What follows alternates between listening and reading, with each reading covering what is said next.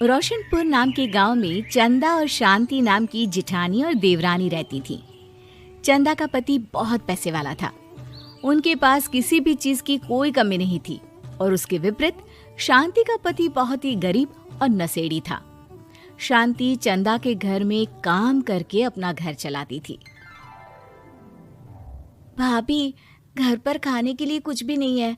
अगर आप थोड़ा खाना दे पाए तो बहुत मेहरबानी होगी। मुझे जो भी पैसे मिलते हैं वो तो आपके देवर नशे में उड़ा देते हैं। ये तुम लोगों का ना रोज रोज का ड्रामा हो गया है। अब देवर जी कमाते नहीं है तो मैं क्या करूं? तुम्हारा पति तो तुम्हारी सारी कमाई दारू में उड़ा देता है। रहने दो भूखा उसे। अरे ऐसे मत बोलिए भाभी, आप तो जानती ही हैं कि वो मन के कितने साफ हैं, पर इस बेरोजगारी के कारण उन्हें दारू पीने की लत लग गई है। अरे अपना ये रोना गाना बाद में कर लेना, पहले काम निपटा ले घर का। मेरा और टाइम खराब ना कर। जा गेहूं पीस ले, फिर तुझे कपड़े भी धोने हैं। शांति रसोई घर में जाकर गेहूं पीसने लगती है। पीसते पीसते कुछ गेहूं वहां कपड़ों में गिर जाते हैं, जिसे देखकर उसके दिमाग में एक आइडिया आता है। क्यों ना ऐसे ही थोड़े गेहूं मैं अपने पल्लू में बांधकर घर ले जाऊं, बर्तन में जमा कर लूंगी और उसे पीसकर रोटी बना लूंगी। कुछ दिन तो ऐसे ही चलता रहा, मगर फिर एक दिन चंदा ने शांति को ऐसा करते हुए देख लिया। अरे पहले तो मुझे लगा तुम लोग बस गरीब हो, पर तुम लोग तो चोर भी हो।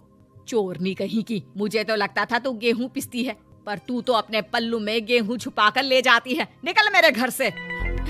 मुझे माफ कर दो भाभी, हमारे पास खाने के लिए एक दाना तक नहीं था, इसलिए मुझे ये सब करना पड़ा। अरे तुम लोग मेरे रिश्तेदार हो, इसीलिए दया कर कर तुझे मैंने अपने घर पे काम पर रख लिया।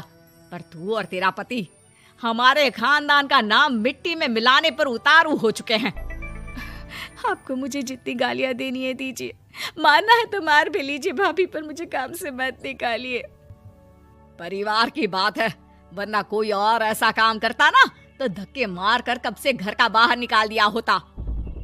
रोते रोते शांति अपने घर चली जाती है, जहाँ उसका नशेड़ी पति कहता है, अरे कहाँ रही थी?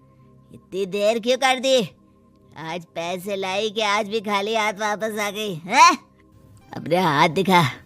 जरूर पैसे छुपा लिए ताकि मैं दारू ना पी पाऊं।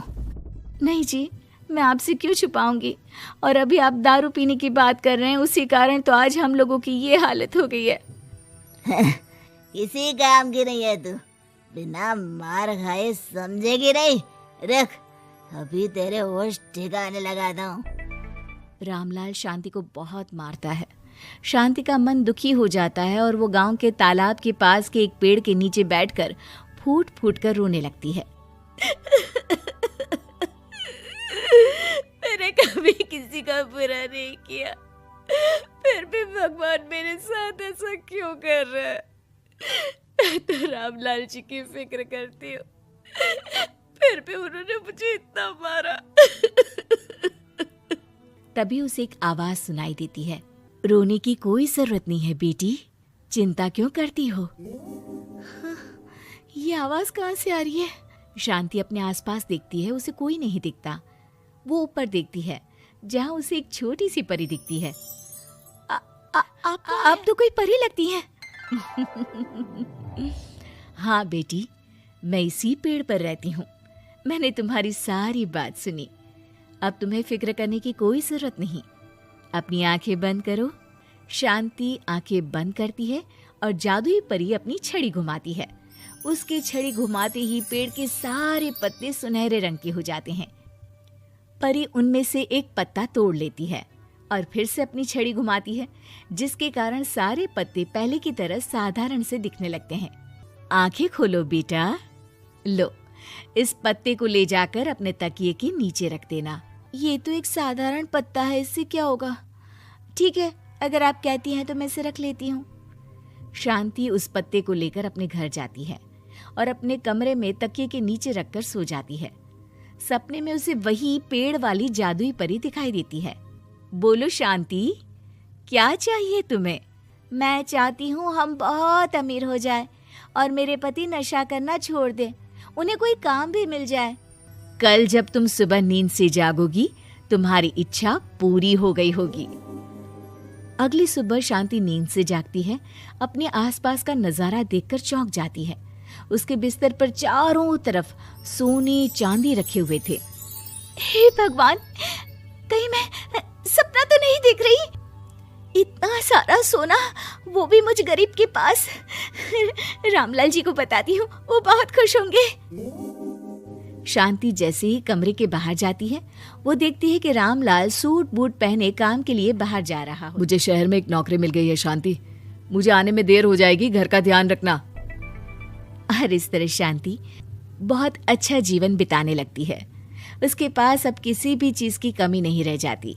रातों रात शांति के पास आए इतने पैसों को देखकर उसकी जिठानी उससे पूछती है, अरे क्यों रे शांति, कहीं बड़ा हाथ मारा है क्या? अचानक तुम लोगों के पास इतना पैसा कैसे आ गया? नहीं नहीं भाभी, ये सब तो जादुई परी के दिए हुए पत्ते का कमाल है। शांति जादुई पत्ते के बारे में सारी बात चंदा को बताती है, जिसे सुनकर चंदा के मन में लालच आ जाता है और वो झूठ मूठ रोते हुए उसी पेड़ के नीचे जाती है जहाँ उसकी रोने की आवाज सुनकर जादुई परी कहती है, क्या हुआ बेटा, क्यों रो रही हो? मैं बहुत गरीब हूँ, मेरे पति मुझे बहुत मारते हैं, अब मैं जीना नहीं चाहती। चिंता मत करो बेटा, अपनी आंखें बंद करो। जादुई परी चंदा को भी उसी पेड़ का एक पत्ता देती है और तकिए के नीचे रखने को कहती है। चंदा उस पत्ते को लाकर अपने तकिए के नीचे रख लेती है और अगली सुबह जब उठती है तो उसके कमरे में चारों तरफ सांप बिच्छू रहते हैं। अरे बचाओ बचाओ, कोई मुझे बचाओ, ये कैसा पत्ता है जिसे लाने के बाद उस गरीब शांति के पास तो इतना सारा सोना आ गया, और मेरे चारों तरफ ये सांप बिच्छू, अरे कोई बचाओ।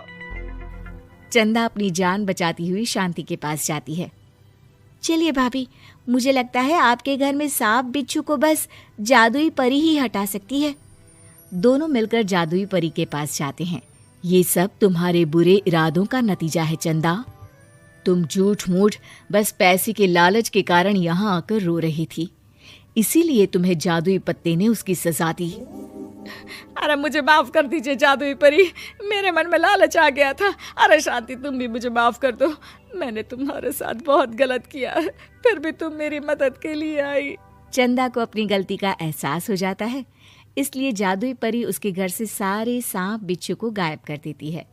चंदा और शांति आपस में मिलजुल कर रहने लगती हैं।